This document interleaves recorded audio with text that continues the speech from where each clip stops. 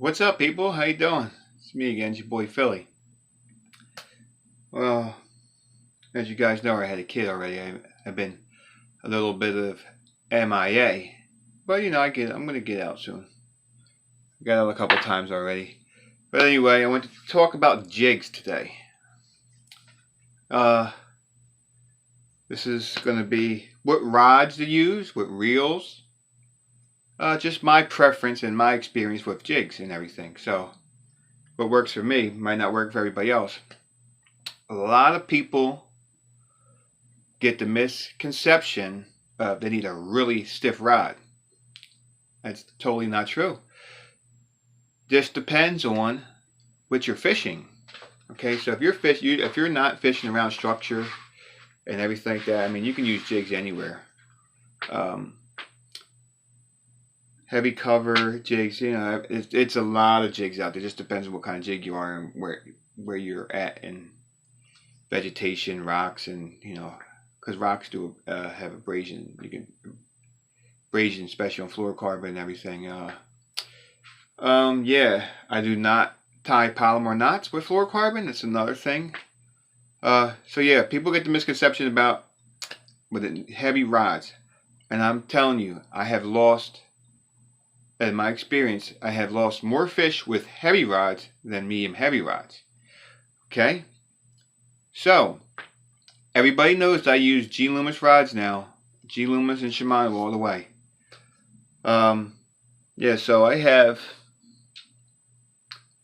what I use most of the time is the medium heavy. Okay, now G Loomis is a little light, than most.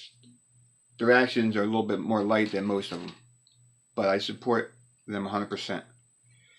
No Chinese made. These are all made. Every G Loomis is made in the United States. So without further ado, I just wanted to tell you guys, because I've been wanting to make this video. I'm going to leave this raw and uncut. That when you use a heavy jig and you feel that bite, that rod tip doesn't give a lot. So basically what you're doing is when you go to set that hook, you just blasted this fish, and the weight of let me see. So here we go. So here is, and you blasted him. He has this jig inside his mouth, right? Like this. Like that, right? This is poor of a fish's mouth, kind of, but let's say he ate that, right? And you smack that thing down, you put the hammer down on him, he blows his mouth out. And when you blow his mouth out like that, you're not going to get a good hook set. You don't give it, you guys know what I'm saying? His mouth's wide open. So that's why I tend to use special jigs. But I don't really use heavy rods. Me personally, medium heavy is all you really need. Unless you're flipping in heavy cover or, deep water. Deep water, you might want a little heavier rod, for the sensitivity and, the backbone and everything. So I do have heavy rods though, but they're on a lighter side.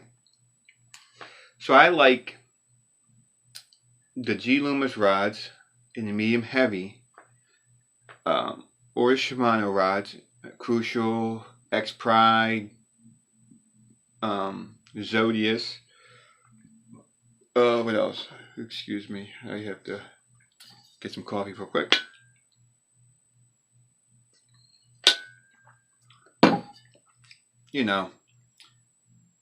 And you don't really need a super expensive rod. I mean, does it help? Yes, it helps a lot. A lot of these Chinese companies and everything. I'm not saying no names. I'm not bashing. I'm not bashing at all. But I just want to let you know, and this is a proven fact. I looked this up. Most guys that use non-sensitive rods, like lower quality rods, and this is underwater footage too. I'll look for it and post it. I'm going to say 80% of the time that you had a jig in a bass's mouth, the people didn't even know. So you're missing out on fish. Um, what else was I going to say? And, a lot of people prefer spinning rods too. I really don't use them like that. But they do have worm and jig rods. G Loomis has worm and jig rods. So nobody's left out. It just depends on, what you're going to do with that, the spinning worm and jig rod. You can use it for quarter ounce and stuff like that. Real light jigs. I mean, I wouldn't use them for like 3/8 and up. I mean, you can, but I would. I don't. I use all. I don't even be honest with you guys. It's gonna be a shocker. I don't even have a spinning reel no more. I used to have a lot. I don't even use spinning stuff no more. I have all the bearings and everything that the throw light stuff. So yeah, and so we're gonna talk about the reel. The reels I like to use. I like to use. I mean, most of the time I'm fishing. I'm not fishing far out. It's like close quarter, cover and everything, and I skip a lot of my jigs. And most people know that I also build my own jigs. I don't buy jigs from the store at all. I make my own jigs. Yeah, and I have all Gamakatsu hooks, and I use all Gamakatsu hooks because that's what works for me. I won't go out there and use any other hooks like that. I like to have it sharp, sharp, sharp, and keep it sharp. And so anyway, the Corrado 70 is a good, nice reel, nice small. I like a smaller reel, small light reel, not real too heavy. Not I like to balance it out. This is in the 8:2 to 1 gear ratio. I like that a lot. The lightest I would go for jigs in open water is 10-pound test. Yeah, I said it. I mean, I catch a lot of fish on 10-pound tests.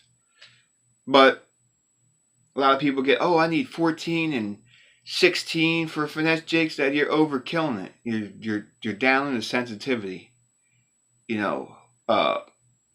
Especially in deep water too. So, what else I was going to say here? Yeah, so I mean, I wouldn't use 10-pound test for let me see. I mean, that's the lightest I would go for finesse jigs. Like this. See this thin wire right here? That's a thin wire right there. Thin wire. Okay? There she is. And then the weed guard's really light too. So, football head. Alright, so yeah. What else? Okay, so the line that I would use for 3/8 jigs is like 14, 16. Anything higher than that will be like a 20. Just because it's a heavier jig. Heavier jigs tend to have thicker gauge hooks, so you need that power to pull in. And it's also good to have that in case abrasions happen. I mean, the norm for me, I catch 2 fish on one knot and cut off, retie the knot, because you're putting a lot of pressure on that knot. All right, I use all fluorocarbon. There's only one specific brand I use, is Sunline, FC Sniper. Sometimes Shooter. It just depends. It just depends on how I'm feeling that day. What else I was going to say here? Yeah. Let me see. We went through that. Went to the line. Gamakatsu hooks. Yeah, trailers. In the wintertime, I tend to go with a dead trailer, what I call a dead trailer, is it doesn't do anything. It's just there for show, like a beaver style bait. Um, crawl daddy. I use gambler stuff. Um, what else? Sometimes I use stingers. Cut the stinger down, gambler stinger, halfway. Put it on the back. That makes an excellent trailer. What else makes good trailers? And sometimes, it doesn't have to necessarily match the jig itself, because everything is not all the same color all the time. You can get a crawdad and same kind of crawdad. They're both different. Same species, same age, and everything just depends. You can be different colors. So don't really worry about that. Black and blue is hard to beat. I like green pumpkin, watermelon colors. Bama Bug's a good one. I like Bama Bug. A little bit of June Bug with the green pumpkin. Okeechobee Crawl is another color for me. It worked well. What else? What else works good? Let's see. It's a color called Hematoma. I mean, most of the stuff, my jig colors, I have skirt tabs and layers and everything like that. And I make my own jigs, cut a little tab. I don't have no names for them though, but I'm just saying the color. South African Special, I make South African Special jigs. The color. Have you guys seen the soft plastic South African Special? Zoom has it. Bass Pro has it. Different companies have it. So that's a good color. I made a skirt material match to that, to a T. And sometimes I will put a flat skirt in, square skirt, and then sometimes do a little bit of both so they flare out.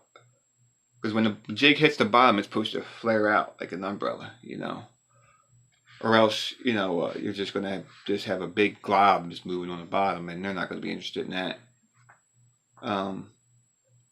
So the live rubber, sometimes I use that in my personal jigs. A lot of you, I don't really post that and make jigs like that because it's time consuming more for me. Which would be more money. I sell jigs too. So, yeah, that's a little tip though, but just remember that, guys, a lot of guys just think they need really heavy stuff for jigs, and it's so far out of the range of that. It's not even close to true. So go out and get yourself a medium heavy, at least a 7-to-1 reel. Because sometimes they like to swim towards you, like I pick that line up. Yeah, I use all kind of Shimano reels. I even have a SLX. That's right, an SLX. It's $100 reel. And I guarantee this reel would outcast most of those other reels out there. But this is a nice reel though. This is 7.2-to-1. And yeah, nice bearings in there. Yeah, I hooked it up a little bit. But yeah, it's the casting bearings is a little stock. When I took all the bushings, came bushings. So wherever there was a bushing I replaced it with a bearing. And put little knobs on it. I like blue. Blue's my favorite color, so if it ain't blue, it ain't true, you know what I'm saying? What else? This is a good reel. So you don't have to spend a lot of money. You can just go out. But sensitivity with jigs, you need, I would say, more sensitive than, yeah, so, I don't know. Well, I know, but, I don't know. I just don't. Well, what I'm really saying is, you can go, for a setup for $300, you can go out, get a Gene Loomis rod, E6X. You can find them on sale, too. Medium heavy. They make JWR. It's jig and worm rod. That's what you would get for jigs. But you don't necessarily have to get a jig rod to use jigs. You can get a medium heavy, moderate, and medium heavy, moderate, and E6X. They have a series called Mag Bass, which is the more traditional medium heavy. It's just not jigs. But you could use that for jigs too, though. It just has a little softer tip. And so I like to mix it up a little bit. And again, medium heavy is my go-to. G Loomis makes a heavy, but it's not an actual heavy like other companies' heavies. Let me see. So I have one right here. I have a heavy right here, a GL2 heavy, and this is rated. This is 804C JWR. This is 5/16 to 3/4 and 14-pound to 20-pound line. Bada bing, bada boom. Yeah, so I just want to, I hope that helps. You don't really need, and this tip is a little light, but this is the close quarters combat one right there. And I have some other Shimano G Loomis. Like I had like 80 some rods, and I had to get rid of all the mother rods because that was just ridiculous. I had like 80 combos and stuff. It was just that I never really used. So I'm a jig guy, jig fisherman, all the way. They're always biting jigs, 24/7, 365 days a week. Just remember that, fellas, and girls too. Yeah, so if you ain't throwing a jig, you ain't fishing. That's plain and simple. Throw them jigs out there. Don't be scared. Some guys will say, "Oh, how do I know when I'm going to get a bite? I don't think I'm fishing it right." Like Gerald Swindle says, they're always biting. And you'll know when they bite. You'll know. You'll know.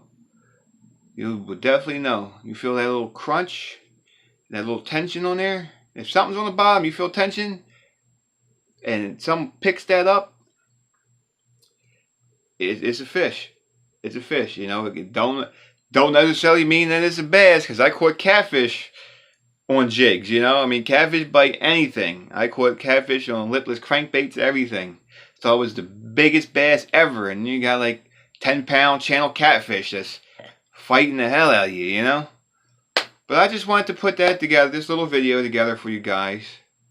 I'm going to put this on, YouTube too, and IGTV. I want everybody, be better jig fishermen, because I just feel like, jigs are overlooked, and people say, oh, 30,000 different color jigs, and oh, I don't fish a jig because it has a weed guard, I might not know. People get discouraged and they're scared to use jigs, but that bass if he wants that jig, he's going to get it. He will get it, and he will get the hook. I'm telling you, just if you guys want to learn how to use jigs, this is what you do. Leave all the other tackle at home, right? Just take jigs. Somebody's got to start. I even started somewhere. That's how I'm really good at using jigs now. All winter long I've been catching bass on jigs. Summertime too.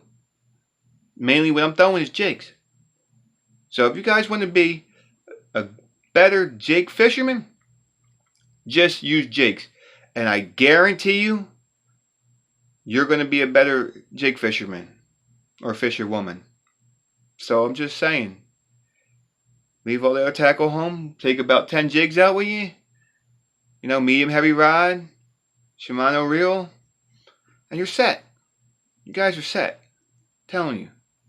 There's no better way to do it than practice, practice, practice. Practice makes perfect. I'm not saying I'm perfect, but I'm up there. I can skip jigs and everything. Get places where other people can't. So yeah, without further ado, I'm going to end this video. Man, this is almost 20 minutes. I'm going to end this right on 20. So, tight lines Have any questions or comments? Hit me up.